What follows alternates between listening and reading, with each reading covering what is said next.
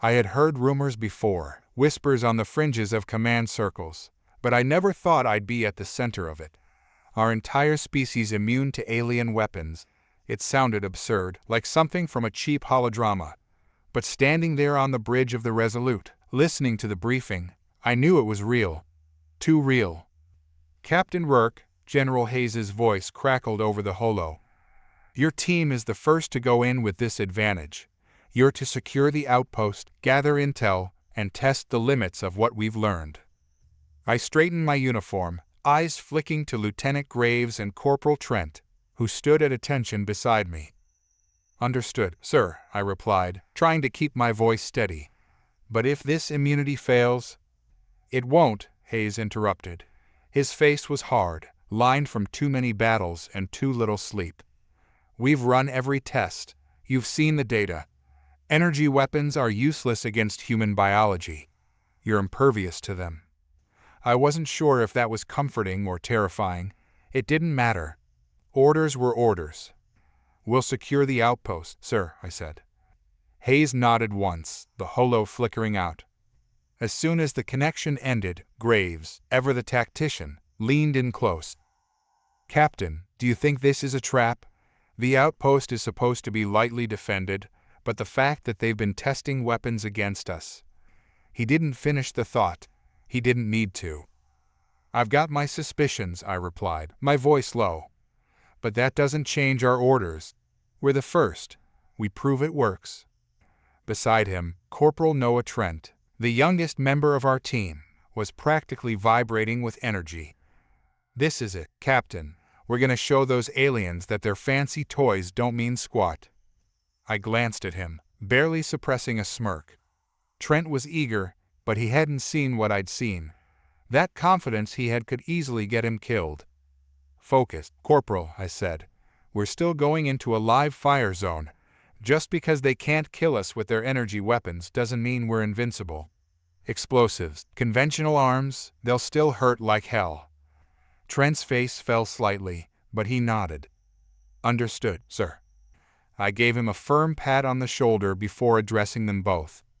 We drop in 10. Suit up.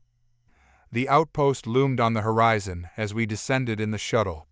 The planet itself was barren, a dry, rocky wasteland with thick, dust-filled air. It wasn't the kind of place you'd expect the Vidri, the dominant alien species in this sector, to set up shop. But it wasn't the location that had command worried. It was what they were doing here, testing weapons. Specifically, weapons designed to break humanity. We touched down a few kilometers away, close enough to reach the outpost but far enough to avoid their sensors. Or so we hoped. As we stepped out onto the cracked ground, the dust swirled up around our boots, a dull orange haze in the weak sunlight. Scanners? I asked. Graves was already on it, his fingers flying over his portable console. Outpost is lightly defended, just like the report said. I'm picking up 15 life signs, all Vidri. No heavy armor, just personal weaponry. I nodded, but my gut twisted. It felt too easy. Trent, stay on my left. Graves, you're with me. Copy that, Trent replied, his usual enthusiasm muted as we moved forward in formation, our weapons at the ready. We closed in on the outpost, a squat building made of smooth, metallic stone, its architecture harsh and uninviting. The closer we got, the more my instincts screamed that something was wrong. But there was no turning back now. We reached the perimeter, Graves giving me a silent nod to confirm the guards hadn't spotted us. Perfect. I raised my hand, signaling for Trent to prepare the breach. The doors weren't much of a challenge.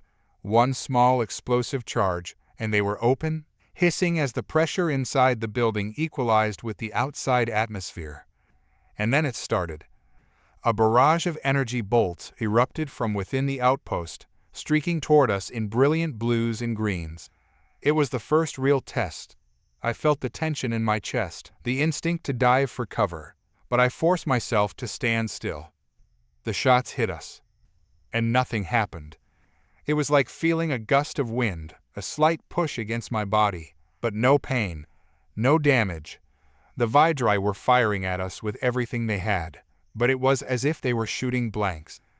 Graves looked down at his chest where one of the shots had struck him, his eyes wide. "It's true," he muttered. "They can't touch us." I allowed myself a small grin. "Stay focused. They'll adapt." Trent was already grinning like a madman. "This is amazing. We're untouchable." "Not quite," I reminded him. "They've got conventional weapons too." As if on cue, one of the Vidri pulled out a projectile rifle, and the moment of invincibility shattered. The bullet whizzed past Trent's head, embedding itself in the wall behind him. The kid dropped to the ground, his confidence suddenly replaced by fear. "Keep moving," I barked. "Energy weapons can't hurt us, but bullets and explosives still can." We pushed forward, advancing through the hallways of the outpost. The Vidri continued their futile barrage of energy blasts, but we cut them down with precision, every shot from our rifles finding its mark. We made it to the command center, where the Vidri commander waited for us, a strange mix of fear and confusion on its reptilian face. It raised its hand, a glowing device in its palm, some kind of grenade, by the looks of it. "Graves," I shouted. Too late. The explosion rocked the room, throwing me against the wall. My ears rang, and the world spun as I struggled to get my bearings. I could taste blood. That explosion wasn't an energy weapon. It hurt. "Rurk!" Graves's voice cut through the haze. I blinked, pushing myself to my feet. "Status?" I asked, shaking off the disorientation. Graves was already moving, his face grim. "Trent's down, sir. He caught the brunt of it." I cursed under my breath, rushing to the corporal's side. He was breathing, but barely. His armor had taken most of the hit, but shrapnel had pierced through to his side. Blood oozed out in dark rivulets. "We need to move," Graves urged. "The longer we stay here, the more chance the Vidri will send reinforcements." I nodded, my mind racing. We couldn't carry Trent and fight our way out at the same time.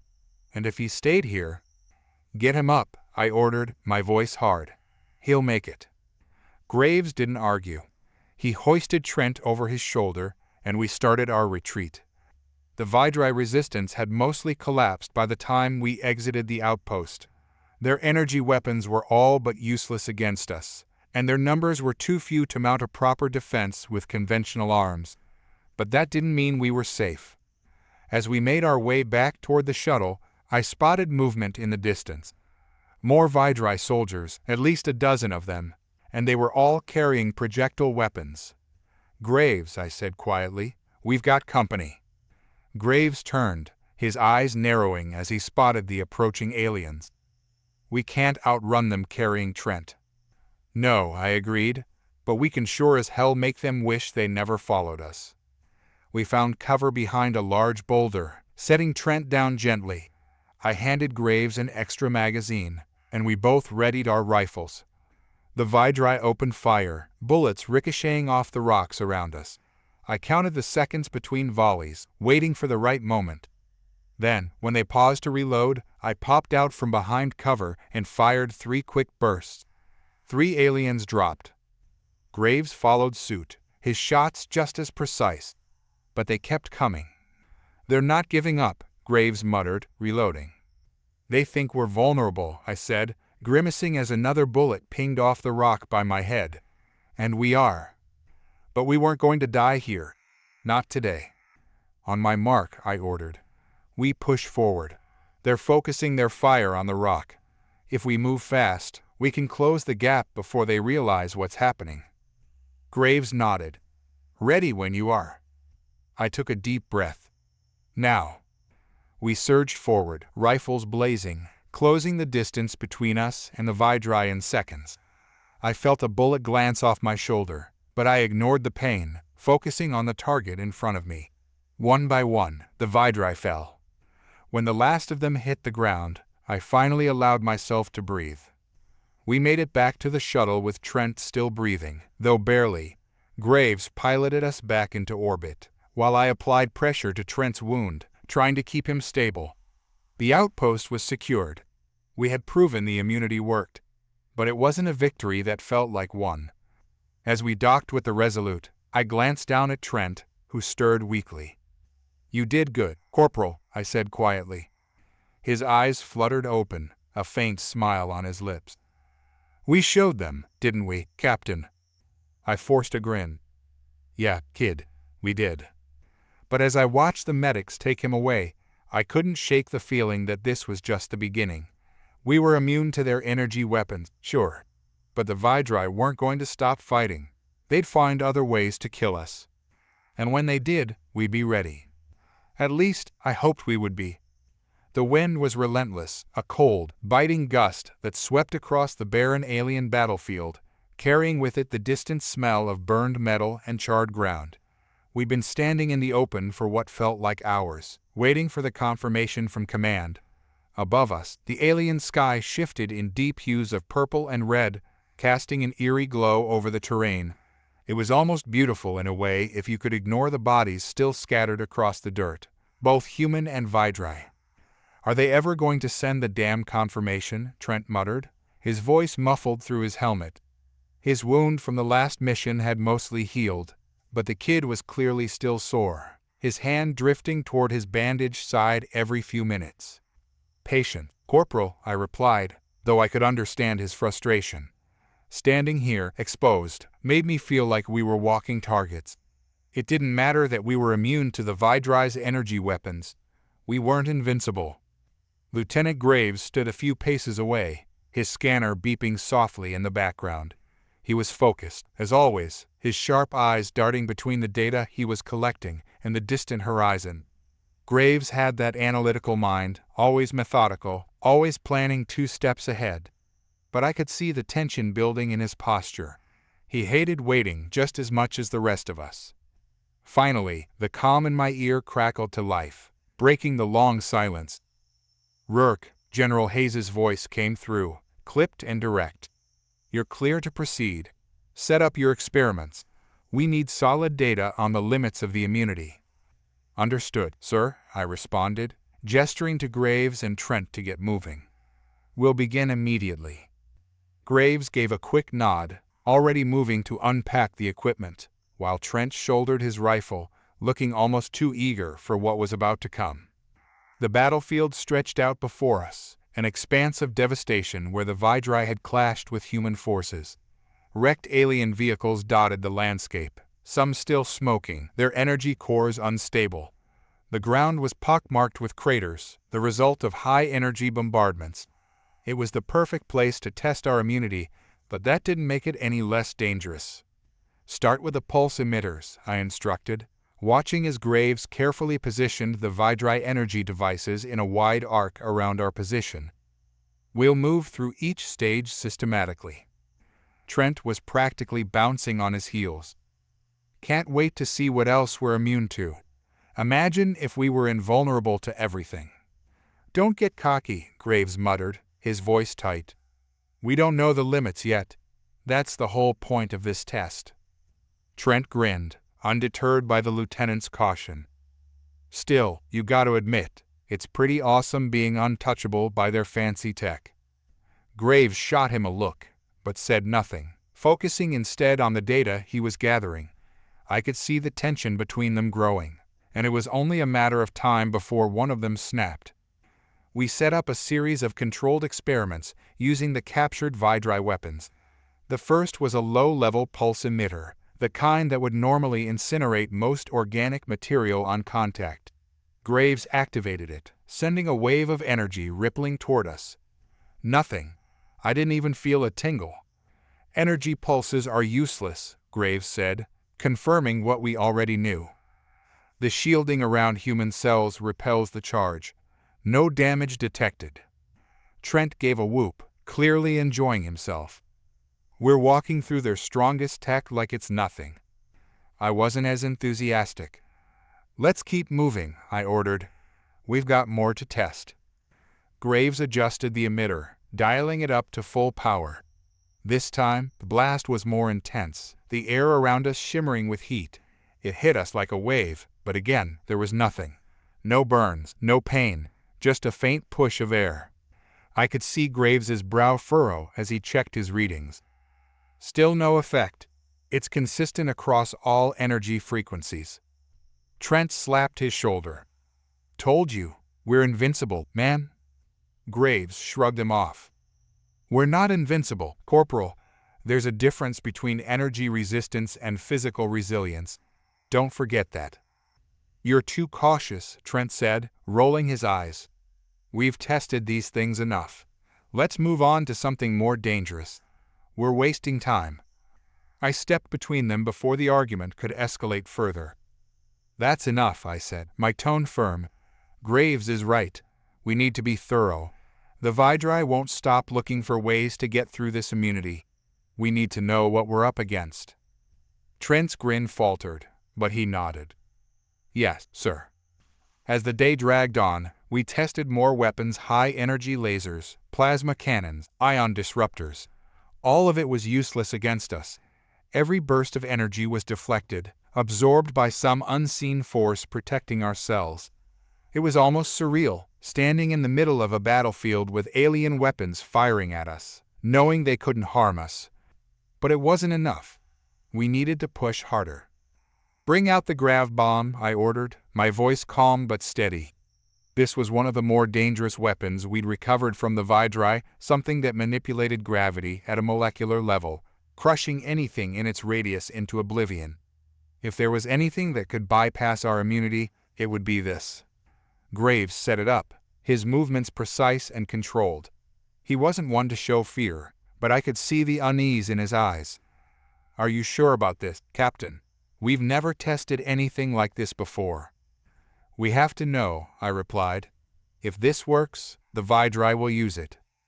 Trent stepped up, his usual cocky grin replaced by something more serious.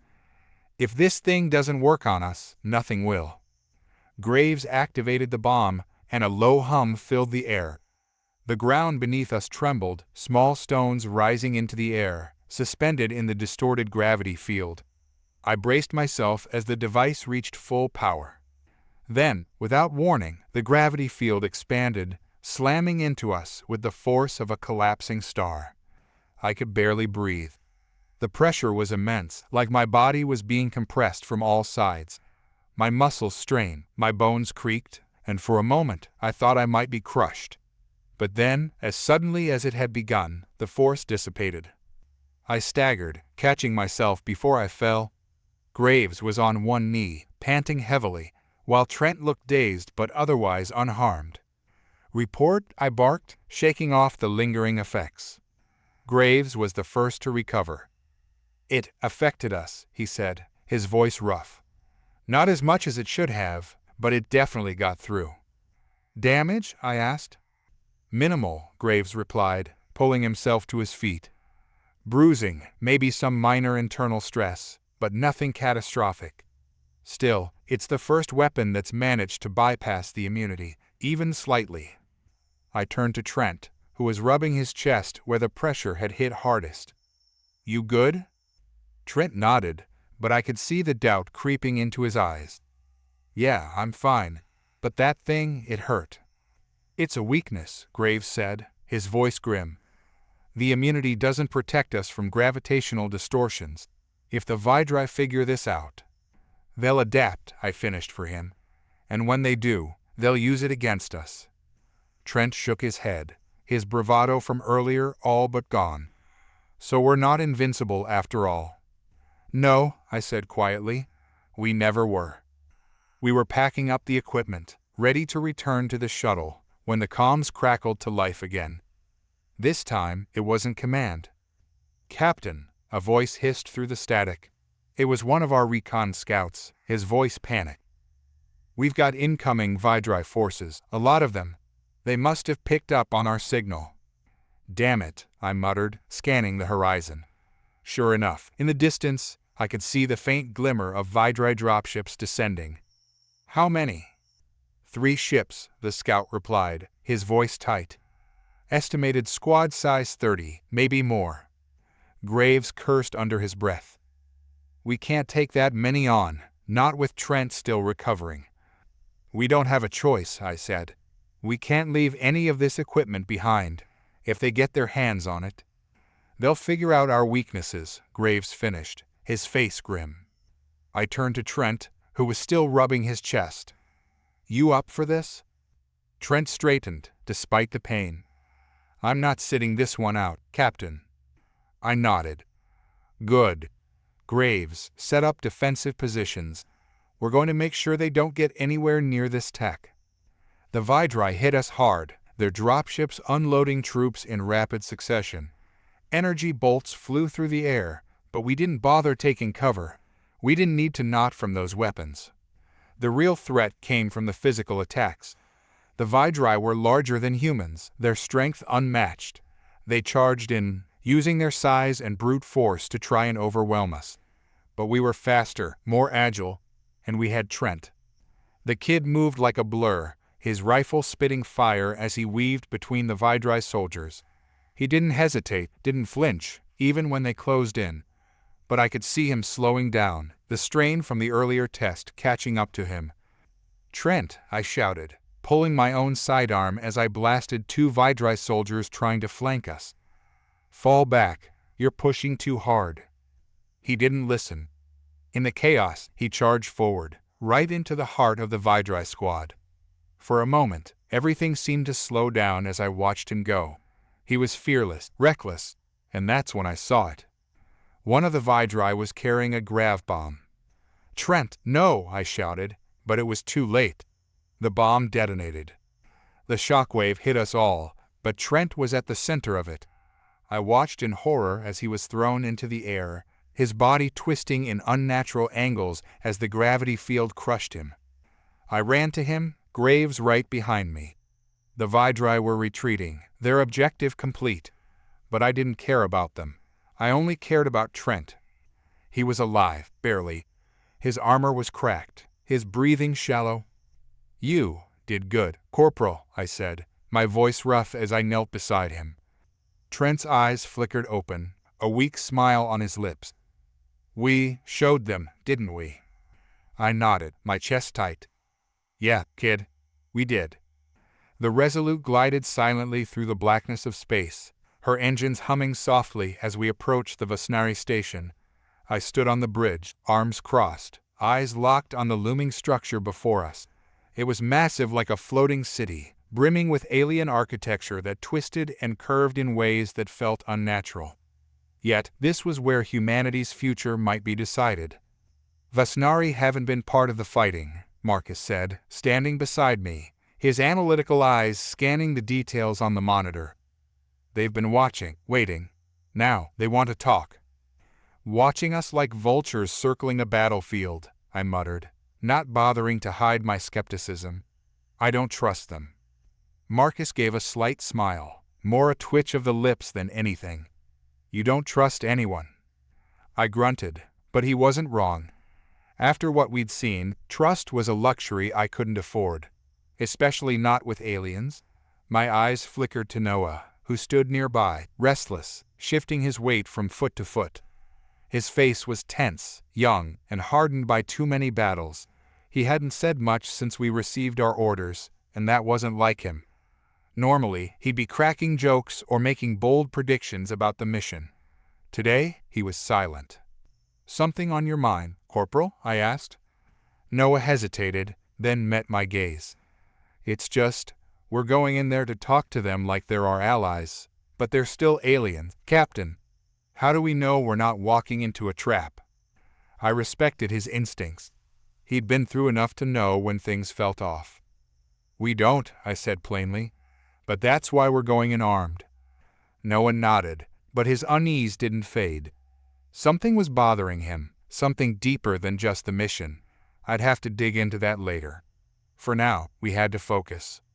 The diplomatic chamber was vast, a strange blend of smooth metal and organic-looking tendrils that seemed to pulse faintly with life.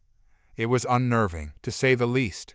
We entered in full combat gear, despite the Vasnari's request that we come unarmed. Marcus had politely declined on our behalf. We weren't taking chances. At the far end of the chamber, a group of Vasnari stood waiting. Tall, slender, their skin a pale silver that shimmered under the low light. Their eyes were large, black, and unreadable. The Vasnari were old, much older than humanity, and their tech was rumored to be as ancient as it was advanced. That's what worried me. "Captain Rourke," one of them greeted, its voice smooth and soft, with an eerie calm that set my teeth on edge. "I am Varan, emissary of the Vasnari." I nodded, keeping my expression neutral. "We've come to discuss the terms of a potential alliance." Varan gestured toward a circular table in the center of the room. "Please, sit. We have much to discuss." Marcus led the way, taking the seat closest to Varan. He'd been preparing for this, studying the Vasnari, their culture, their diplomacy. I trusted him to handle the negotiations, but that didn't stop my eyes from scanning the room, searching for any sign of danger. "We've observed your kind for some time now," Varan began, his black eyes fixed on Marcus. "Your immunity to many of our weapons is intriguing." "Many of your weapons," Marcus emphasized, "but not all." A flicker of amusement crossed Varan's face. "No, not all. Our research has uncovered that certain ancient technologies, long forgotten by most, still have an effect on your kind." I tensed at that. This was what I'd feared. Immunity wasn't a guarantee. There were always exceptions, and it seemed the Vasnari held one of them. "What kind of technology are we talking about?" I asked, my voice low and firm. Varan turned to me, his expression unreadable. "The Gravian Array, a weapon designed not to harm the body directly, but to disrupt the very fabric of your being. It's rare, difficult to maintain, but effective." I exchanged a glance with Marcus, who kept his composure, though I could see the gears turning in his head. This wasn't just a negotiation for an alliance anymore. It was a power play. The Vasnari were showing us their cards, reminding us that while we might have immunity to most weapons, we weren't invincible. "What are you offering in exchange for an alliance?" Marcus asked, steering the conversation back on course. Varan leaned forward slightly. "Knowledge, protection, and access to technology that could help solidify your position among the stars."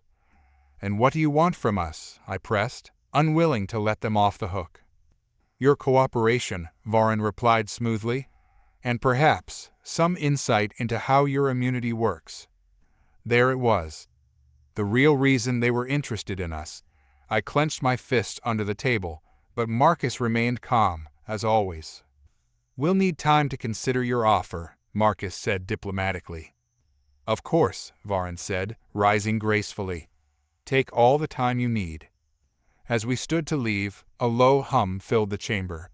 My hand instinctively went to my sidearm, but before I could react, the doors slammed shut, and the walls shimmered with an energy field. "Ambush!" I shouted, drawing my weapon as the Vasnari soldiers appeared from hidden alcoves. Noah was already moving, his rifle blazing as he took out two Vasnari in quick succession. Marcus ducked behind the table, firing off calculated shots, while I covered his flank. "What the hell is going on?" I barked, taking out another soldier. "They've set us up," Noah shouted over the chaos. I gritted my teeth. We should have seen this coming. The Vasnari weren't interested in an alliance. They wanted to test us, to see how far our immunity could stretch. The energy field around the walls began to pulse, and I felt a strange pressure in the air, like gravity itself was shifting. My body felt heavy, sluggish, as if the very air was working against me. "That's the Gravian Array," Marcus shouted, his voice strained. "They're using it on us." I could feel it too. My limbs were heavy, my movement slower, but not impossible. Whatever this weapon was, it wasn't enough to stop us. Not yet. "We need to get out of here," I ordered, moving toward the exit. "Noah, cover the rear." But before we could reach the doors, one of the Vasnari broke from the fight, rushing toward us. I leveled my pistol at him, ready to fire, but he held up his hands in a gesture of surrender. "Wait," he called out. "I can help you." I hesitated for a fraction of a second, then nodded. "Speak fast." "The Vasnari are not united," he said quickly. "There are factions among us. Some want to join you, others fear you. They are developing countermeasures, weapons that can bypass your immunity." "That's what this is about?" Marcus asked, his tone sharp. "They're testing those countermeasures on us?" The Vasnari nodded. "You were never meant to leave here alive." I clenched my jaw. So that was their game. "We need to get out of here now," I said. "If they're developing countermeasures, we need to warn command." The Vasnari informant led us to a hidden exit, bypassing the energy field that trapped us in the chamber. As we made our way through the labyrinth of corridors, I could feel the effects of the Gravian array wearing off. My movements became lighter, faster. But the weight of the situation still hung heavy over us. We burst through the final door, out into the open hangar where the Resolute was waiting. I turned to the Vasnari. "Why are you helping us?" I asked, still suspicious of his motives. "Because not all of us believe in war," he said simply. "Some of us see the potential in your kind. If we are to survive what is coming, we must work together." I studied him for a moment, then nodded. "You're coming with us." The Vasnari didn't argue. He followed us onto the Resolute, and as we lifted off, I couldn't help but wonder what kind of future we were flying toward. Noah stood beside me, his rifle still clutched in his hands, his expression troubled. "Captain," he said quietly, "not all aliens are the enemy, are they?" I glanced at him, seeing the conflict in his eyes. He'd lost so much to this war, and now he was realizing that the lines weren't as clear-cut as he thought. "No," I said, my voice steady, "not all of them." The news came like a knife to the gut. I had known death before, hell, I'd seen more bodies than I cared to count, but the notion of humans falling after all we'd fought for, after we'd believed ourselves immune, hit harder than anything in recent memory. It was a bitter pill to swallow. We were supposed to be untouchable. "Rourke," Marcus's voice crackled over the comms as I stood on the bridge of our ship, staring into the endless black of space. "We've just received a transmission from command. The colony's outpost was leveled. No survivors." I swallowed the rising lump in my throat. No survivors. The words felt foreign, almost impossible, considering our newfound immunity to the alien weapons. "Ida to the colony?" I asked, my voice flat and detached, masking the rage simmering underneath. 30 minutes, Marcus replied. "We're running full burn." I nodded, even though he couldn't see me. "Prep the team. I want everyone ready when we land. No loose ends." I could sense Marcus's hesitation. He'd been cautious ever since we'd learned that some alien factions were working on weapons that might bypass our immunity. He was right to be cautious, but that didn't make it any easier, especially not now. Not after this. 30 minutes later, we touched down in what remained of the colony. Dust hung in the air like a thick, suffocating blanket. The outpost, once a bustling hub of human expansion into the far reaches of space, was now a smoldering ruin. Structures had been reduced to twisted metal, rubble littering the ground like discarded toys. And then there was the smell, the unmistakable scent of death that permeated the air. I glanced over at Noah, his face a mask of grief as he surveyed the devastation. The kid had lost a lot already, but this was personal for all of us. A part of me wanted to tell him to look away, but there was no point. He needed to see this. We all did. "This wasn't just an attack," Marcus said, kneeling beside what was left of a security tower. "This was systematic." He was right.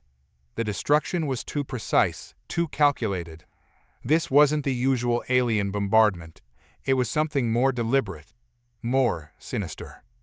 "They knew exactly where to hit," Marcus continued, running his gloved hand over a piece of scorched metal.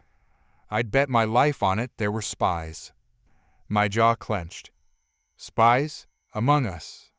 He nodded grimly. "There's no other way they could have gotten this intel. They knew the exact weaknesses in the colony's defenses. Someone fed them that information." Noah kicked a piece of debris aside, his expression hardening. "They butchered them," he muttered. "These people were defenseless." I could hear the anger in his voice, the same anger I felt boiling inside me.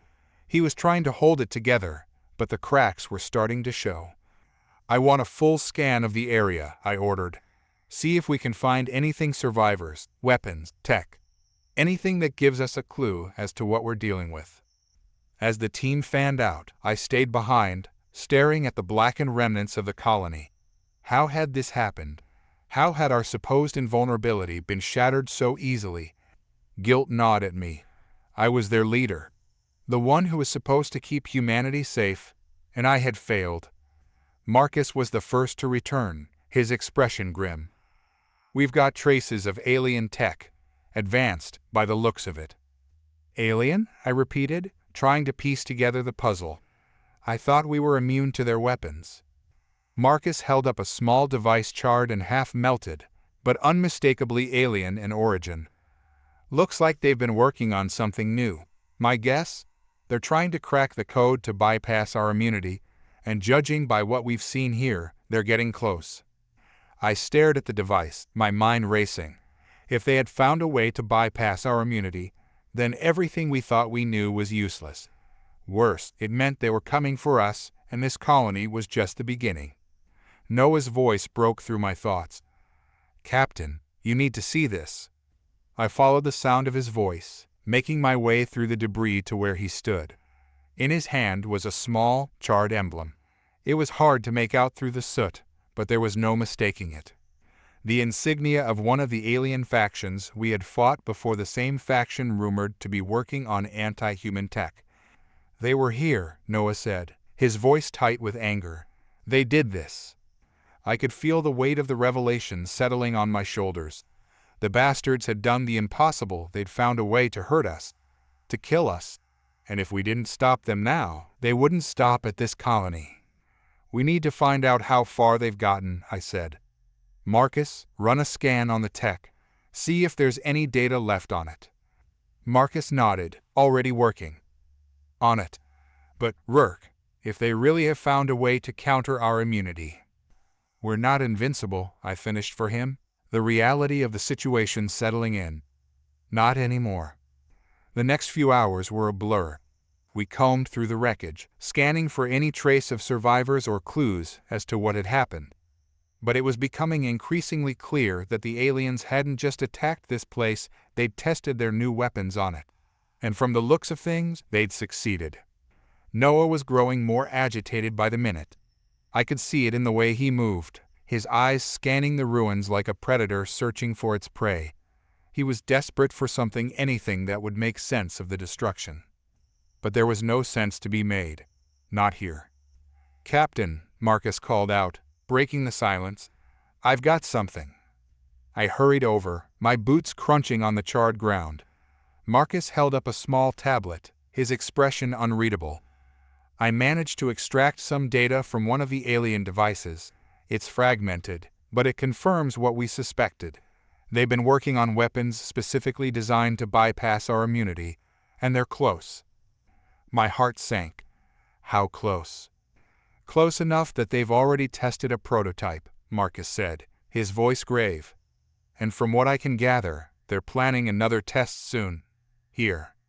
A cold chill ran down my spine. "They're coming back." Noah stepped forward, his fist clenched. "Let them come. We'll be ready for them." I admired his spirit, but I couldn't shake the feeling that we were walking into a trap. The aliens had already tested their weapons on this colony, and now they were coming back to finish the job. "We need to evacuate the survivors," I said, my mind racing. "If there are any left." Marcus nodded. "I've picked up faint life signs from one of the underground bunkers. It's weak, but it's something." "Get them out," I ordered. "Noah, you're with me. We'll hold off the aliens while Marcus secures the survivors." Noah gave me a grim nod, his hand resting on the hilt of his rifle. He was eager for a fight, and I couldn't blame him. After everything we'd seen, I was ready to unleash hell on these bastards. The battle started before we even had a chance to prepare. The aliens came in fast, their ships screaming through the sky like predators on the hunt. Noah and I took cover behind a pile of rubble, watching as they descended on the colony, their weapons glowing with an eerie, unnatural light. "They're using the new tech," Noah muttered, his grip tightening on his weapon. "I can feel it." I could feel it too. The air around us seemed to crackle with energy, the same energy that had decimated the colony. Whatever these aliens had developed, it was powerful and dangerous. "Stay sharp," I said, my voice low. "We don't know how effective their weapons are yet. We might still have the upper hand." Noah's eyes narrowed. "And if we don't?" I didn't have an answer for him. All I knew was that we had to hold the line. There were lives at stake, lives that depended on us being able to fight off these invaders. The first wave hit us hard. Alien soldiers poured out of their ships, their weapons firing in rapid bursts. I could see the telltale shimmer of their new technology, the energy fields that seemed to warp the air around them. Noah and I returned fire, our rifles lighting up the battlefield. But even as we fought, I could feel the weight of the situation pressing down on me. We weren't invincible. Not anymore. The aliens were adapting, changing their tactics, testing their weapons, and we were running out of time. "Noah, fall back," I shouted, as a blast of energy ripped through the air, narrowly missing us. But Noah didn't listen. He charged forward, his eyes blazing with fury as he unloaded his weapon on the approaching soldiers. I could see it in his face, the desperation, the need to protect what was left of this shattered colony. But in his eagerness to fight, he was making a mistake. "Noah," I shouted again, but it was too late. He was already too far ahead, caught in the middle of the alien assault. His figure darted between the burning rubble, a blur of motion, firing with reckless abandon. The ground around him erupted with flashes of enemy fire, but Noah didn't slow down. His anger was palpable, fueling each shot. "Damn it, Noah," I growled, gripping my weapon tighter. I couldn't leave him out there. If he didn't pull back soon, those bastards would overrun him. I broke from my cover, moving in low. My mind screamed at me to stay put, to fall back and regroup. But I couldn't leave Noah to face them alone. "Captain, incoming!" Marcus's voice crackled in my earpiece, but I barely had time to register it before a bright flash of energy exploded in the air above us. The shockwave hit me hard, sending me sprawling across the ground. I slammed into a chunk of broken wall, the breath knocked out of me as rubble rained down. "Rourke, you still there?" Marcus called frantically. I coughed, struggling to clear my head. "I'm here, barely. They're using the new tech." "I know. I've never seen anything like it," Marcus replied. "You need to get Noah and pull out. They're swarming the place." I cursed under my breath, staggering to my feet. The battlefield around me was chaos. Alien soldiers advanced from all directions, their weapons cutting through the smoke and debris. I spotted Noah up ahead, still fighting, but he was surrounded, outnumbered. We couldn't hold out much longer. "Noah, fall back now," I yelled, scrambling toward him. But he was lost in his fury, cutting down aliens like a man possessed. Each shot from his rifle hit its mark, but more soldiers kept coming, their weapons shimmering with deadly energy. The next blast caught him square in the chest. "No!" My voice tore from my throat as Noah collapsed to the ground, his body limp, smoke rising from his armor. I fired wildly at the advancing soldiers, cutting them down as I sprinted toward him. My mind raced with panic. I couldn't lose him. Not like this. Sliding down beside him, I grabbed his arm and yanked him into cover. He groaned, his face pale, his eyes barely open. "Stay with me, kid," I muttered, checking his pulse. It was weak, but there. The alien weapon had done its job, whatever they were using. It had the power to pierce through our supposed invulnerability. Noah's eyes fluttered open, and he coughed weakly. "Captain, Don't talk. We're getting out of here," I said, scanning the battlefield. The alien forces were closing in fast. If we didn't move now, we'd be surrounded. I activated my comm. "Marcus, we need evac now." "On it. I'm bringing the ship around, but you need to get to the extraction point." Marcus's voice was urgent, and I could hear the strain in his tone. He knew we were running out of time. I hauled Noah to his feet, slinging his arm over my shoulder. He could barely stand, his body trembling from the impact of the blast. "Hang in there," I muttered, half carrying him as we moved toward the extraction point. My heart pounded in my chest. The aliens were testing their new weapons, and Noah was their latest victim. If we didn't get out of here soon, they'd test their weapons on the rest of us.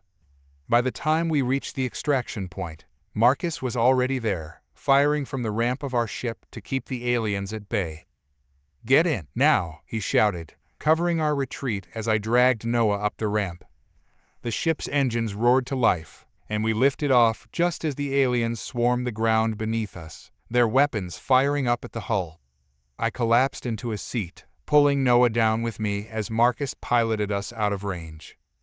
For a moment, all I could hear was the thrum of the ship's engines and the heavy breathing of my team. "We're clear," Marcus said, his voice tight with tension. "But they'll be back?" I glanced at Noah, who was slumped in his seat, barely conscious.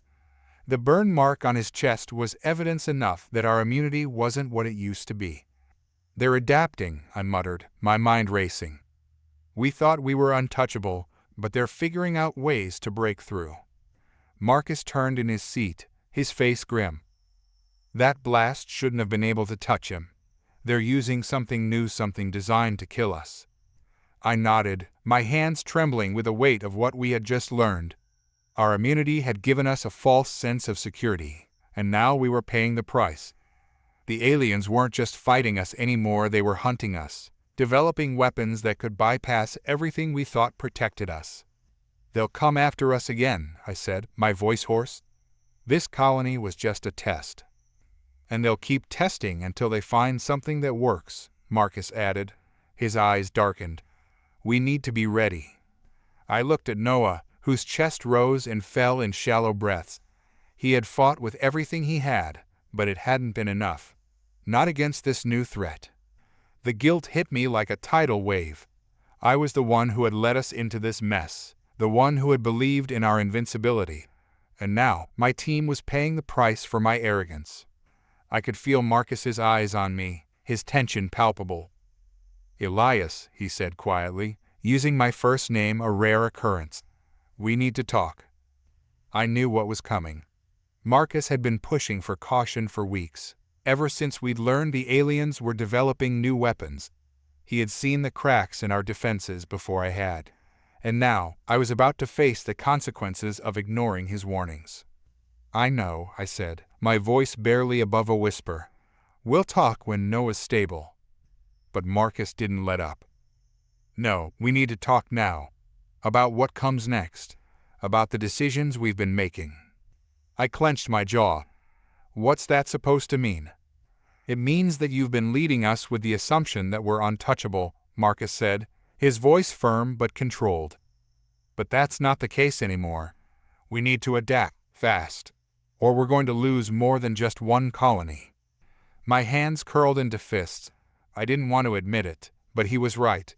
I had been so focused on our immunity that I had ignored the possibility that the aliens would find a way around it. And now we were paying the price. "We'll figure it out," I said, my voice tight. "We always do." Marcus sighed, his frustration clear. "Elias, this isn't just about figuring it out. This is about survival. We're not invincible anymore. You need to start acting like it." I stared at him, the weight of his words settling on my shoulders like a lead blanket. He was right. I had led us into this battle believing that we were untouchable, and now I was watching my team suffer for it. "I'll do better," I said quietly, my eyes drifting to Noah, who was still unconscious. "We'll do better." Marcus nodded, though the tension between us lingered. He knew I was struggling, and I knew he was frustrated with me. But there was no time for that now. We had bigger problems to deal with. Trust. It's a word I've come to loathe in this war. We give it sparingly, cling to it fiercely, and when it shatters, the pieces cut deep. And now, as I stare at the empty terminal where our trusted Vasnari advisor once stood, the word trust feels like a bitter joke. Damn it! I slam my fist into the wall, ignoring the pain that shoots through my knuckles. This wasn't supposed to happen. Not after everything. Marcus is beside me, his face pale and tight with anger. "Elias, we need to move. He's not far yet." I turned to him, my mind racing. The Vasnari scientist Tessic, One of our most valuable alien allies had betrayed us. Data stolen, security codes overridden, and he was gone. And not just any data. He'd taken everything we'd been working on with the Vasnari scientists. Everything about the countermeasures we'd been developing against the alien anti-immunity weapons. If that data gets into enemy hands... I know, I mutter, already heading for the exit. We'll deal with it. We have to. The corridors of the Vasnari research outpost are eerily quiet as we make our way to the docking bay. Marcus falls in step beside me, his mind clearly working through the angles. He's always thinking 3 steps ahead, but even he didn't see this coming. None of us did. We've been working with these Vasnari for months, he says, his voice tight. We trusted them, Elias. I trusted them. And now Tessik's about to hand our survival over to the highest bidder, I reply bitterly. We should have seen it coming. Marcus doesn't say anything. He doesn't have to. We both know the stakes. The aliens have been developing weapons that could bypass our immunity for months, and we were finally making progress in stopping them. But now, everything we've worked for is at risk. We reach the docking bay, where Corporal Noah Trent is already waiting, helmet in hand, his hazel eyes full of fire. He's young, eager, and still a little too reckless for my taste, but he's proven himself time and time again. Today, though, he looks like a caged animal ready to pounce. What's the plan, Captain? He asks, practically vibrating with anticipation. I take a deep breath, trying to focus. Tessik's on the run. He's headed toward enemy territory, likely trying to reach one of their strongholds. We need to intercept him before he gets there. If he hands over that data, humanity's screwed. Noah nods sharply, his jaw clenched. Then we'll get him before he can. Marcus glances at me. We're deep in Vasnari space. Their enemies won't hesitate to attack us if we cross into their territory. I meet his gaze. I know, but we don't have a choice. Get the ship ready. We're going after him. The retribution hums beneath my feet as we break free from the Vasnari outpost, our course set for Tessik's last known coordinates. The stars blur into streaks of light as we slip into FTL, but my mind isn't on the stars. It's on Tessik and the betrayal that's eating at my insides. The Vasnari had been allies, or at least as close to allies as you could get in this galaxy. They shared our fear of the weapons being developed to counter our immunity. Their scientists had been instrumental in helping us understand the threat. And Tessik had been one of the best.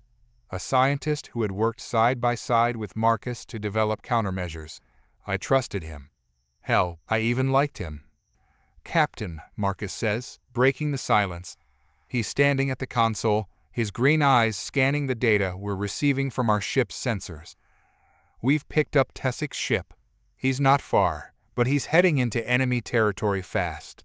We'll need to cut him off before he crosses the border. I nod, but my mind is elsewhere. Tessik had seemed different lately, more distant. I'd chalked it up to stress hell. We were all stressed, but now I see it for what it was. He was planning this, biding his time until the moment was right to make his move. Elias, Marcus says, his voice lower now, more personal. We trusted him. I trusted him. I didn't see this coming. That's on me. I glance at him, shaking my head. This isn't on you, Marcus. We all trusted him. That's why it hurts. He doesn't reply, but I can see the guilt gnawing at him.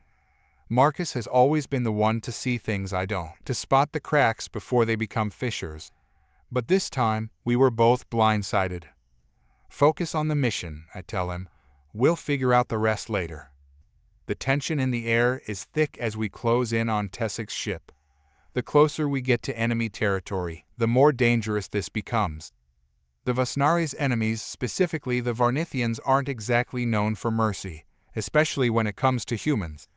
If they catch us crossing their borders, they'll shoot first and ask questions never. Noah's pacing near the cargo hold, his energy barely contained. I know he's itching for a fight, but this isn't about revenge. Not yet. We've got him on sensors, Marcus says, his fingers flying over the controls. He's about to enter Varnithian space. If we don't catch him now, we'll lose him. Bring us in close, I command, my voice steady despite the storm brewing inside me. We'll disable his ship and board it. If he makes it to the Varnithian, we're done. The Retribution closes the gap in moments, our weapon systems locking onto Tessik's vessel. It's a small ship, fast but lightly armored. He's trying to slip through without being noticed, but he underestimated just how far we'd go to stop him. Fire, I order. The ship jolts as our ion cannons fire, disabling Tessik's engines in a single, precise shot. His vessel jerks, lights flickering as it drifts into the void. He's dead in the water, Marcus reports. We're moving in. I lead the boarding party, Marcus and Noah at my side as we breach Tessik's ship.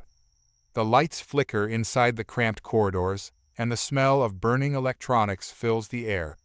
My heart pounds in my chest, but I keep my weapon steady as we move deeper into the ship. Tessik, I shout, my voice echoing off the metal walls. You can't run from this. Give up the data, and maybe we'll let you live. There's no response, but I know he's here. The ship's too small for him to hide for long. We move quickly, clearing each section of the ship with practiced precision. Noah's on edge, his movements sharp, almost too aggressive. He wants to make Tessik pay for what he's done, and I can't blame him. But this isn't just about revenge, it's about survival. We reach the ship's bridge, and there he is, Tessik, hunched over the console, his hands flying over the controls as he tries to transfer the stolen data. No, I shout, raising my weapon. Tessik looks up, his dark eyes wide with fear. But there's something else there, too. Something colder, calculating. You're too late, Captain Rourke, he says, his voice dripping with contempt. The Varnithians are already on their way. You'll never stop them. I fire a warning shot, the bolt hitting the wall just inches from his head. Shut it down, Tessik. Now. But he just smiles a twisted, bitter smile that sends a chill down my spine. You think you can stop them? You think you can protect your species forever? He sneers. They're coming, Elias. And when they do, your precious immunity won't save you. I step forward, grabbing him by the collar and yanking him away from the console. Shut it down. He laughs a hollow, broken sound. You're already too late. The sound of an alarm blaring through the ship sends a jolt of panic through me. Marcus is at the console in an instant, his hands flying over the controls. Captain, we've got incoming. Varnithian warships, closing fast. Damn it, we're out of time. The next few minutes are a blur of motion. We drag Tessik back to the Retribution, the alarms blaring in our ears as the Varnithian ships close in on our position. Marcus is at the helm, pushing the ship to its limits as we try to escape. Tessik's tied to a chair in the cargo hold, his dark eyes watching us with a smug satisfaction. He knows the damage he's done, and he's reveling in it. You can't run forever, he says, his voice low and dangerous. They'll find you. They'll find all of you. I ignore him, focusing on the task at hand. But his words linger, gnawing at me. We manage to slip past the Varnithian ships, barely avoiding a direct confrontation. But the damage is done. The data Tessik stole, it's out there now, and if the Varnithians get their hands on it, humanity's immunity will no longer be our greatest advantage. Marcus is silent beside me, his jaw clenched in frustration. Noah paces back and forth, the energy that had fueled him earlier now turning into restless fury. We'll deal with it, I say quietly, though the words feel hollow even to me. The truth is, I don't know how we're going to deal with this. The Varnithians are getting closer to finding a way to bypass our immunity, and Tessik's betrayal has just given them a head start. The mission was already doomed from the moment we set foot on the alien moon, but I couldn't admit that. Not to myself, not to the team. There was too much at stake, too much riding on our success. The discovery of a facility where the aliens were developing weapons that could bypass human immunity that changed everything. For years, we'd relied on that advantage, trusting that no matter how brutal the fighting got, their weapons couldn't kill us. Now, the balance was shifting, and humanity's survival hinged on us stopping those weapons before they became a reality. I glanced around the shuttle at my team. Marcus sat rigidly, eyes closed as if mentally rehearsing the plan for the 100th time. He was always methodical, always calculating. Noah, on the other hand, couldn't sit still. His leg bounced in rhythm with his anxious energy, his fingers tapping the side of his rifle. The kid had heart, no doubt about that, but sometimes his recklessness made me wonder if he even understood the stakes. Especially on a mission like this. The cockpit lights dimmed, signaling we were about to land. The silence in the shuttle was thick with tension, and I could feel the weight of leadership pressing down on me like a vice. The lives of my crew, the success of the mission, the fate of humanity, it all rested on my shoulders. I wasn't new to this feeling, but today it felt heavier than usual. Touchdown in 30 seconds, the pilot's voice came over the comm. I nodded, even though she couldn't see me. "All right, listen up," I said, cutting through the silence. "We're going in hard and fast. Marcus, you're on intel. I want eyes on every security measure and patrol pattern they've got. Noah, you're on the front with me. We breach the facility, we plant the charges, we get out. Simple, clean. Got it." Marcus nodded without opening his eyes, and Noah shot me a sharp salute, his eagerness palpable. The shuttle touched down with a soft thud, and the ramp lowered, revealing the dark, barren landscape of the moon. We moved in silence, the only sound was the crunch of our boots against the ground.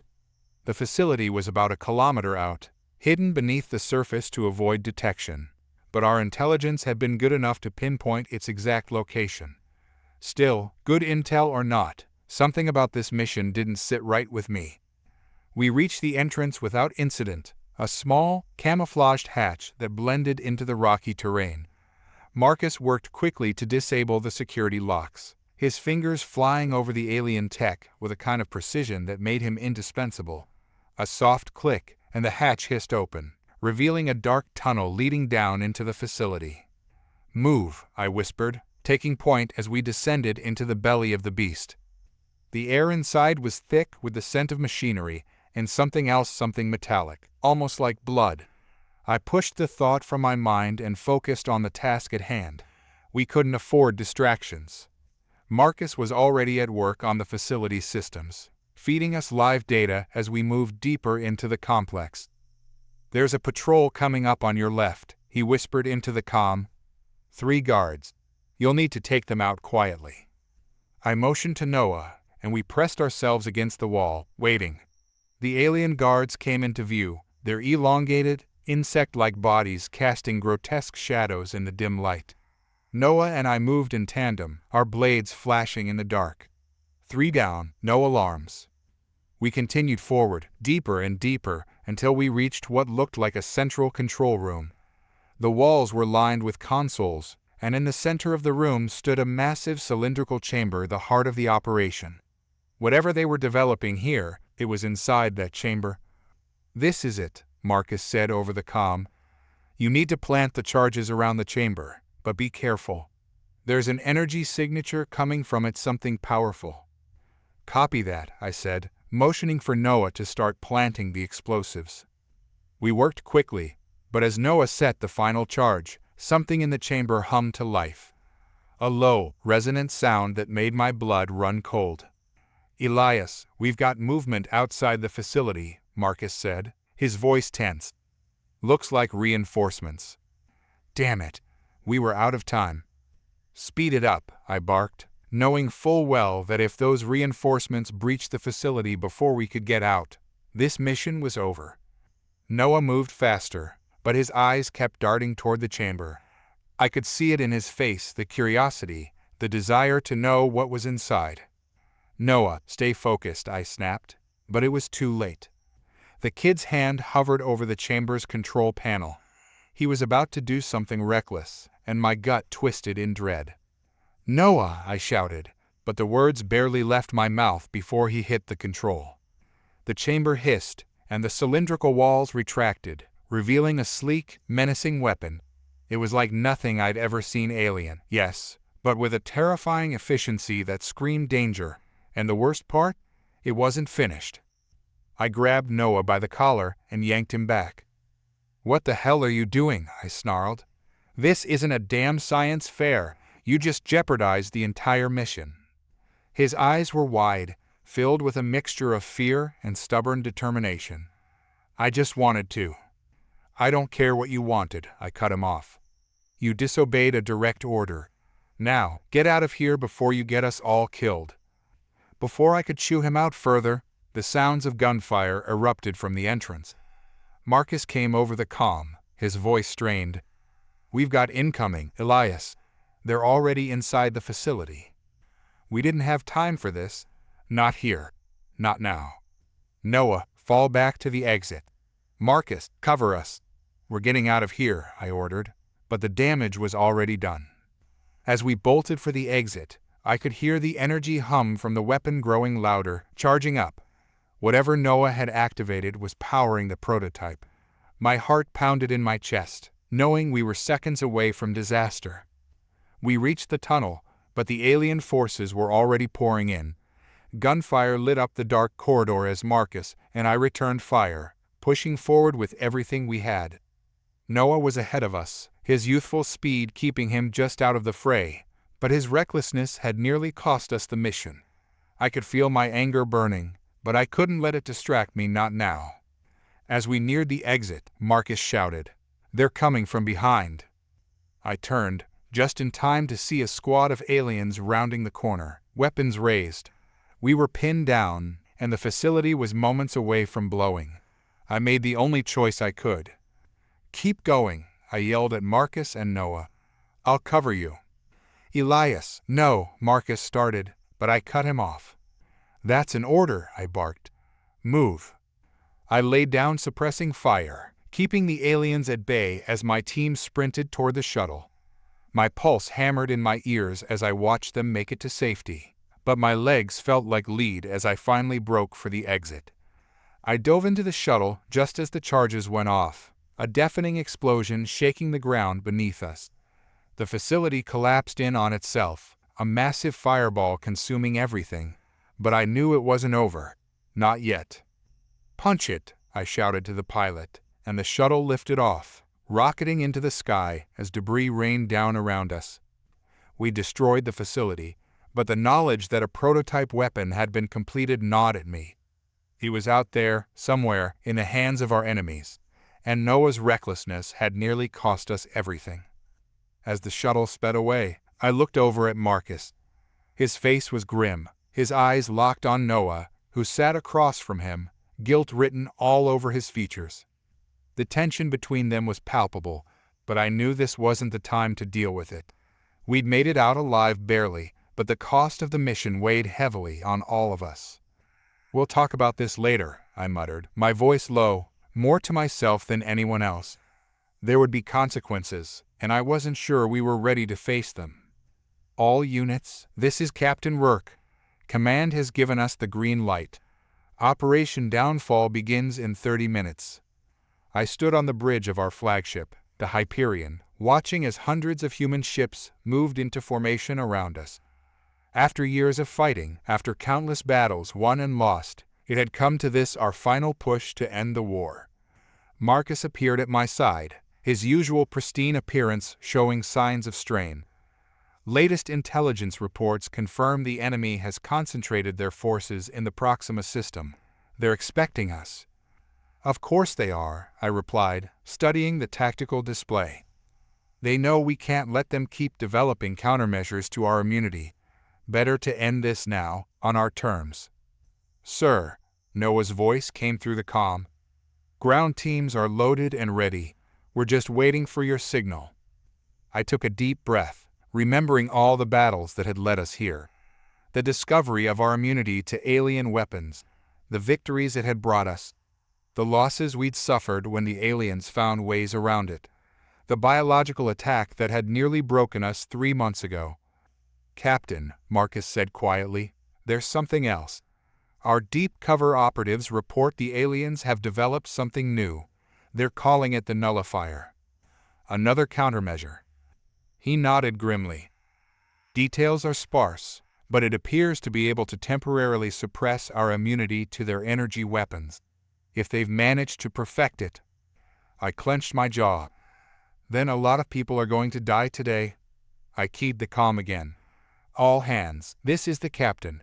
By now you've all heard the rumors about the enemy's new weapon.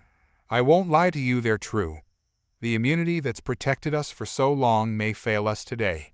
But remember this, our immunity was never what made us strong. It was our courage, our determination, our unwillingness to back down, even when the odds seemed impossible. Today, we prove that once and for all. The battle began exactly as we'd expected and feared. The alien fleet met us head-on, their ships arranged in a defensive formation protecting something massive at their center. That's it, Marcus said, pointing to the structure on our tactical display. The nullifier. Energy readings are off the scale. Before I could respond, a pulse of sickly green energy erupted from the device, washing over our fleet. For a moment, nothing happened. Then the screaming started. Multiple ships reporting direct hits from enemy energy weapons. Marcus shouted over the chaos. Our immunity, it's gone. I watched in horror as human ships began exploding around us, their crews no longer protected from the aliens' most devastating weapons. Status of the ground teams? Still in their drop ships, Noah reported. But if we try to land them now, they'll be slaughtered, I finished. We trained for this possibility, but seeing it happen was different. Marcus, what's the radius of the nullifier's effect? He consulted his readings.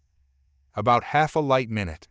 But sir, even if we could get ships outside its range, we'd just be picking off their outer defenses while they destroy our main force.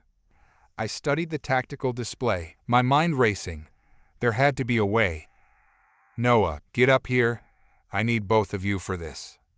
They gathered around the display as I outlined my plan. It was insane, probably suicide, but it was all we had. You want to do what? Noah asked, his eyes wide. We can't win this fight without our immunity, I explained. So we take out the nullifier. A small team, moving fast, might be able to slip through their lines while the main fleet keeps them occupied. Marcus was already running calculations. The Hyperion's too big. We'd need something smaller, faster. Like a drop ship, Noah suggested, catching on. I nodded. Exactly. Marcus, you'll coordinate the fleet's attacks, keep them focused on anything but us. Noah, you're with me. We're taking a drop ship straight down their throat. Sir, Marcus protested, the casualty rates will be even higher if we don't try, I cut him off. Send the orders. All ships are to engage the enemy fleet at maximum range. Make it look like we're trying to probe for weaknesses. And us? Noah asked. I smiled grimly. We're going to remind them why they needed the nullifier in the first place. The drop ship felt tiny compared to the Hyperion, but its size was our advantage. While the main fleet engaged the aliens in a furious battle, we slipped through the chaos, using larger explosions as cover. 2 minutes to contact, Noah reported from the pilot's seat. They haven't spotted us yet. I checked my weapon's traditional ballistics, since our immunity was useless this close to the nullifier. Remember, once we're aboard, we'll only have minutes before they realize what we're doing. We get to the control center, plant the charges, and get out. If we can get out, Noah muttered. He was right. This close to the nullifier, I could feel the wrongness of it, the way it suppressed something that had become as natural as breathing. Our immunity wasn't just gone, it felt like it had never existed. 30 seconds. I moved to the drop ship's hatch, ready to breach. Just like old times, kid, before we knew we were immune. Noah managed a grin. You mean when we had to actually dodge? Exactly. The drop ship shuddered as Noah brought us in for a hard landing on the nullifier's outer hull. Warning klaxons blared as the alien atmosphere tried to prevent us from cutting through. Now or never, I said, and blew the charges. We burst onto the nullifier's deck amid a storm of debris and emergency force fields. Alien crew members reacted with surprise. They hadn't expected anyone to be crazy enough to board them. Their mistake. Noah and I moved like we'd trained for this our whole lives.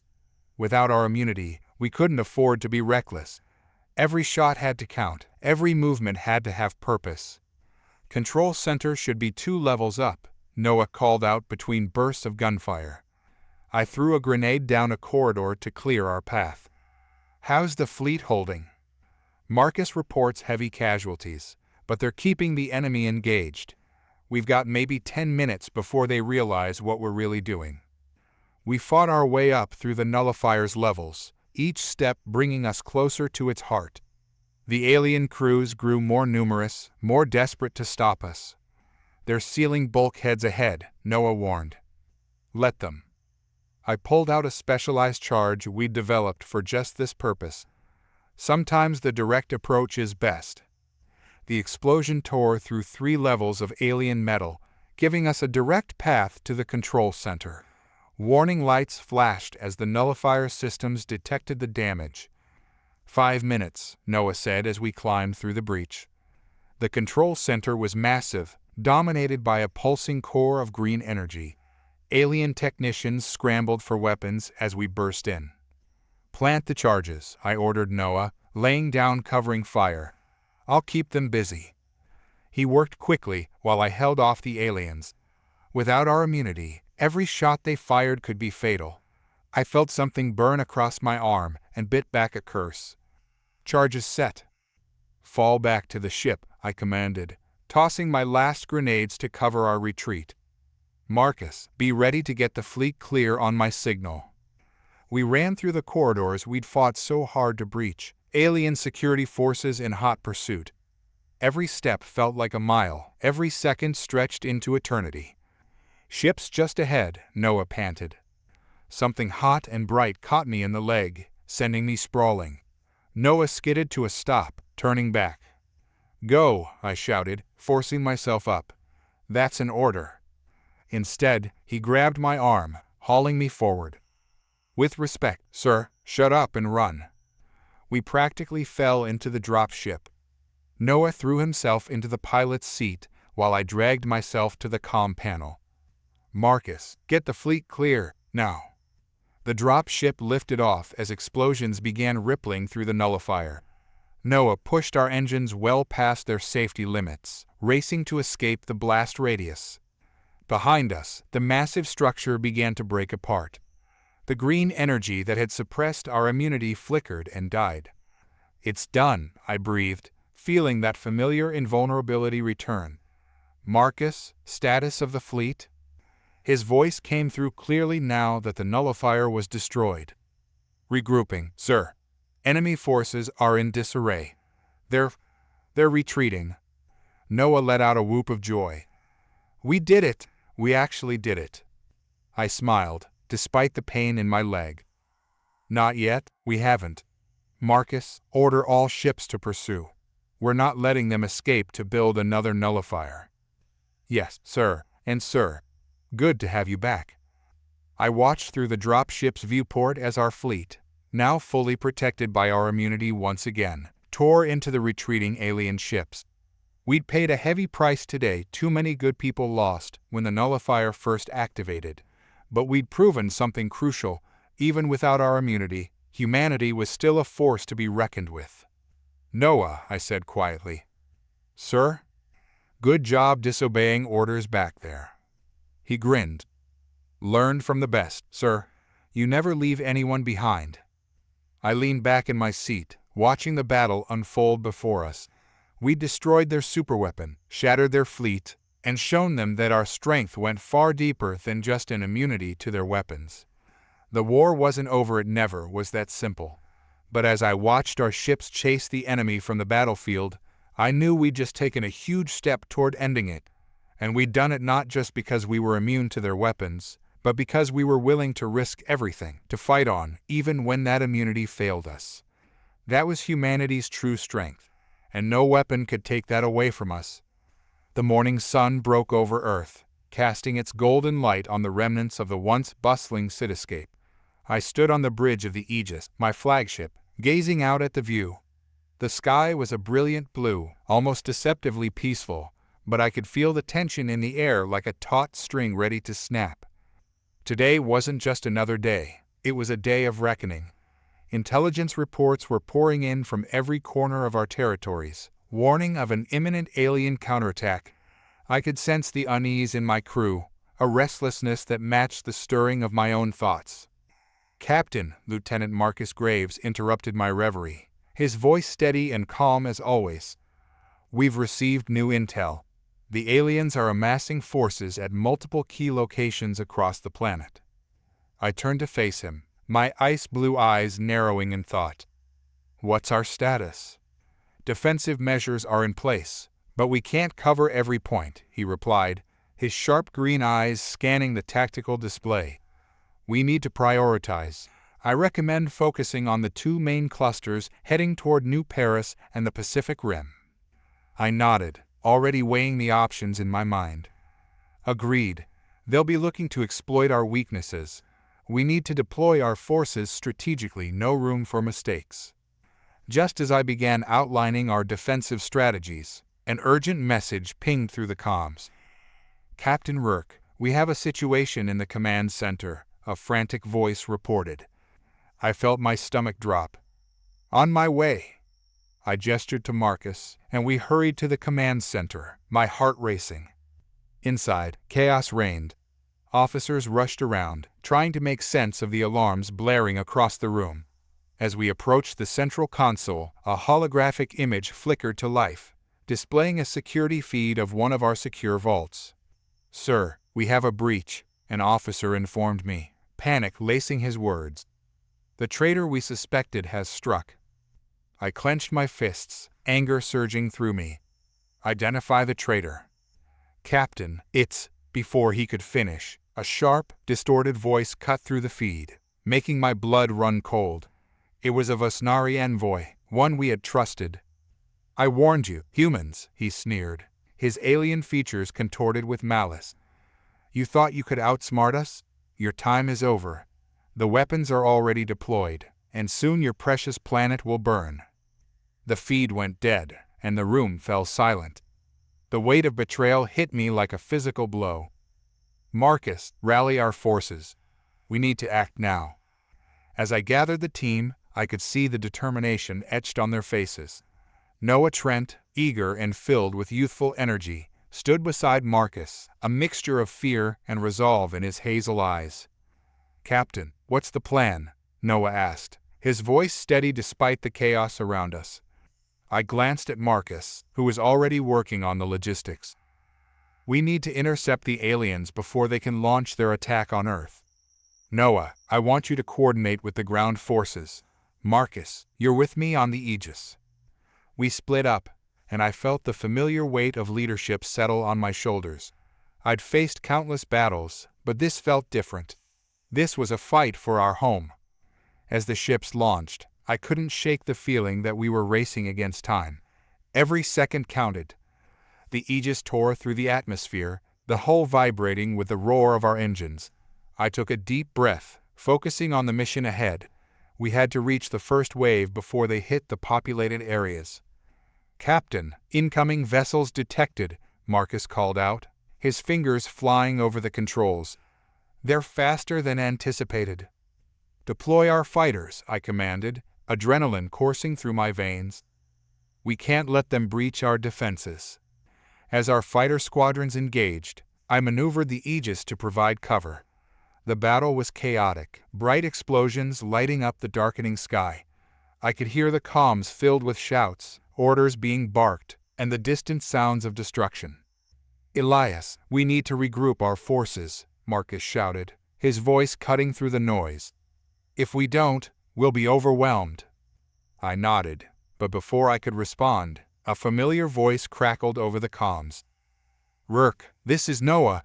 We're engaging the ground forces, but they're advancing rapidly. We need air support."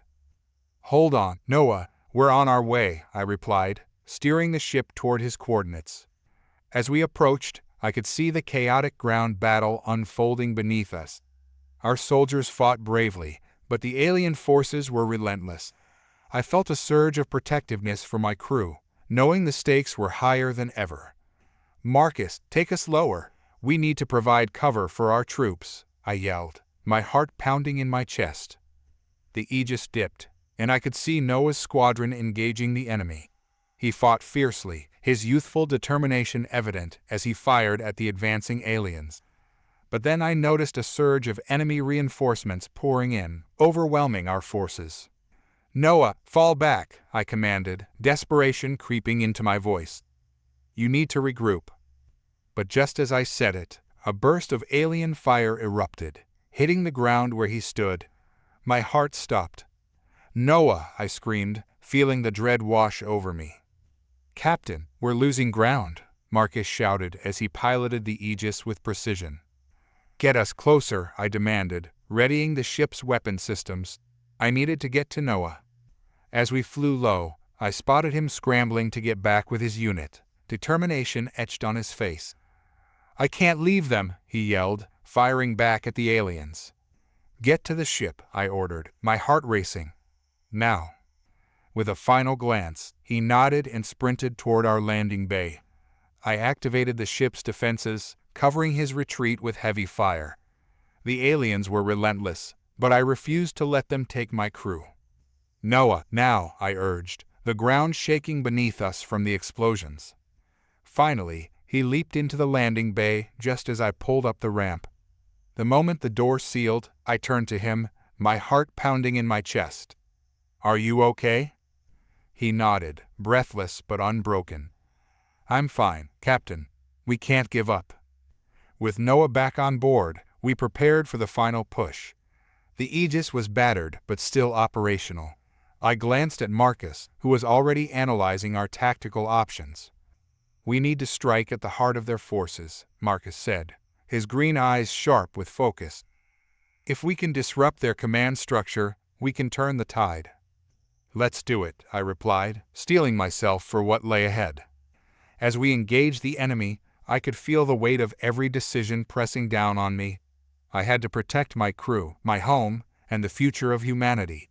The battle raged around us, and I fought with everything I had. Just when it seemed we were gaining the upper hand, a transmission blared across the comms. It was the traitor again, his smug voice echoing in the chaos. You think you can win, humans? You're merely delaying the inevitable. My fist clenched at his arrogance. You'll pay for this, I growled. Perhaps, he sneered, but you'll suffer first.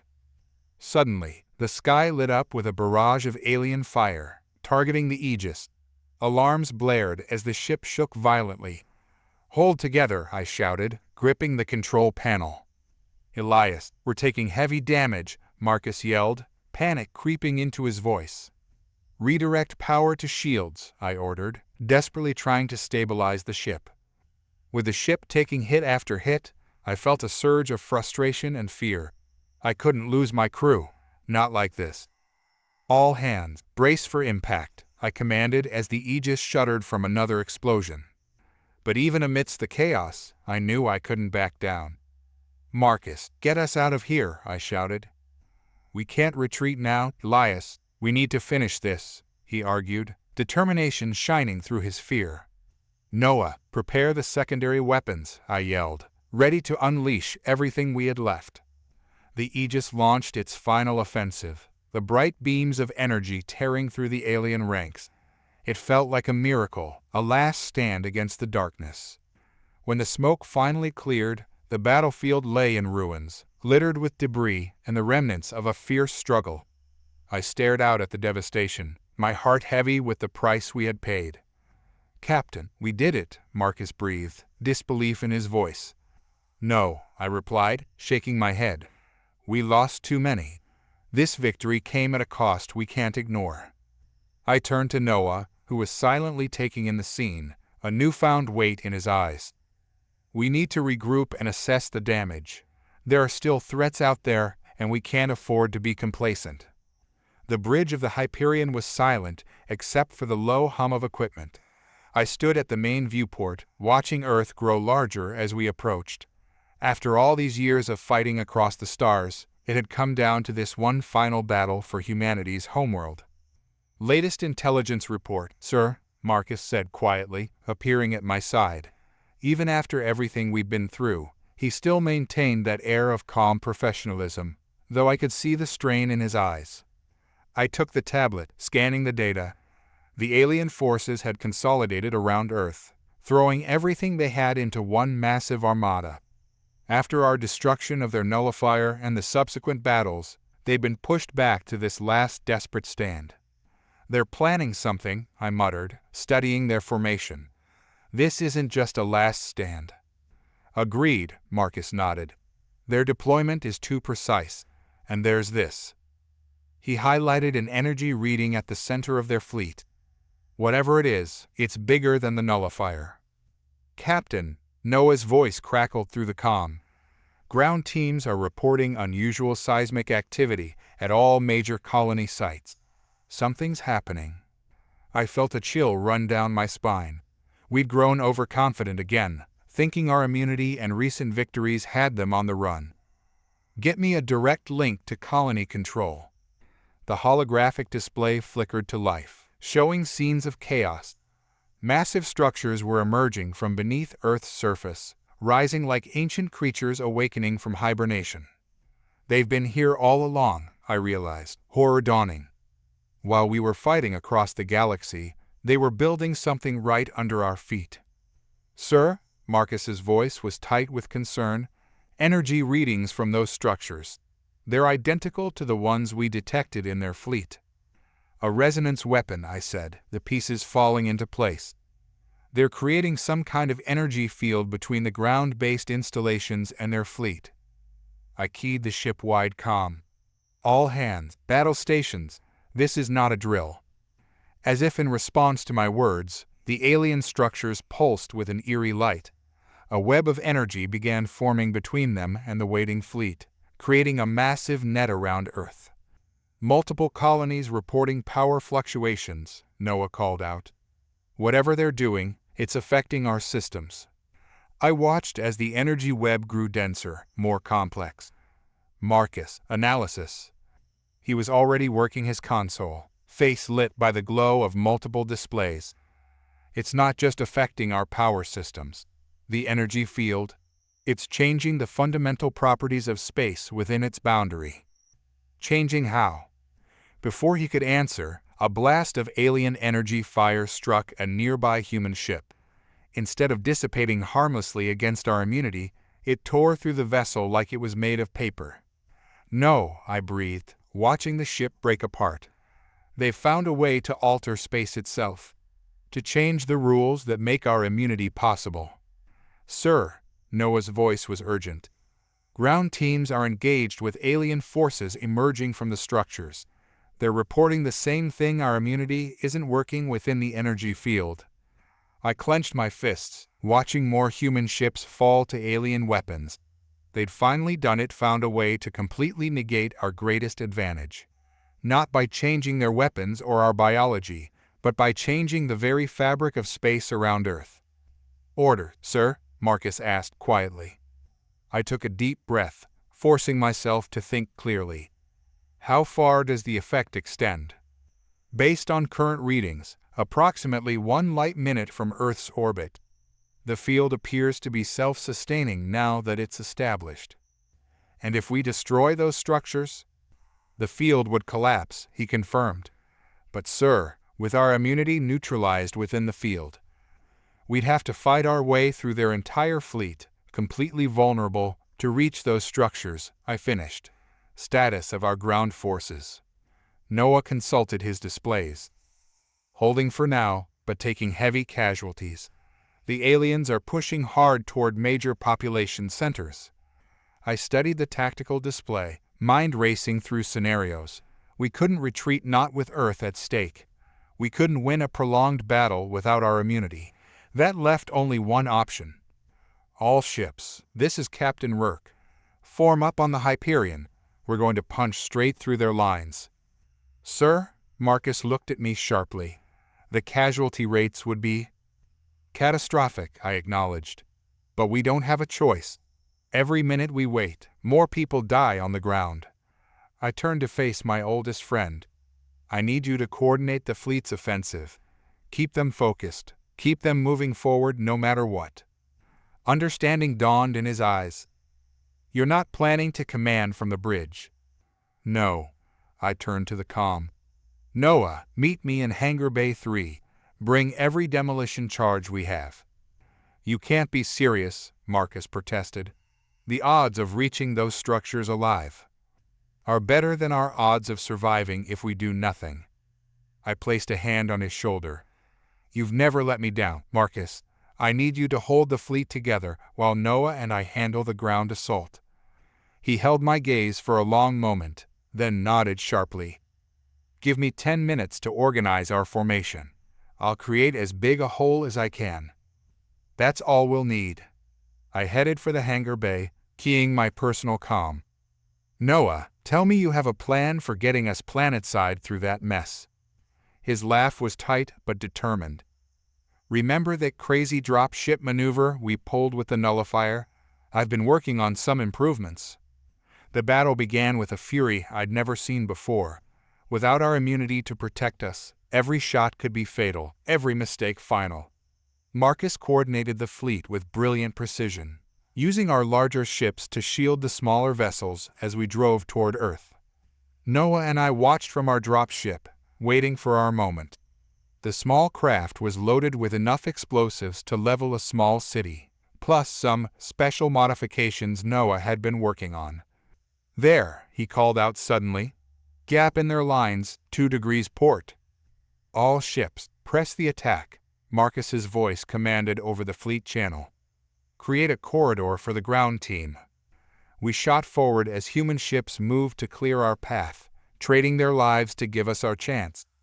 The drop ship's engines screamed as Noah pushed them far beyond their design limits. Multiple locks on our position, he reported tensely. Ignore them. Just get us through. Enemy fire filled space around us. I watched our shields drop precipitously, knowing we just needed a few more seconds. Entering atmosphere, Noah called out. Hold on. The drop ship shuddered violently as we hit Earth's atmosphere at a speed that would have torn apart a normal vessel. Noah's modifications were the only thing keeping us intact. Ground structures are tracking us, he reported. Targeting solutions incoming.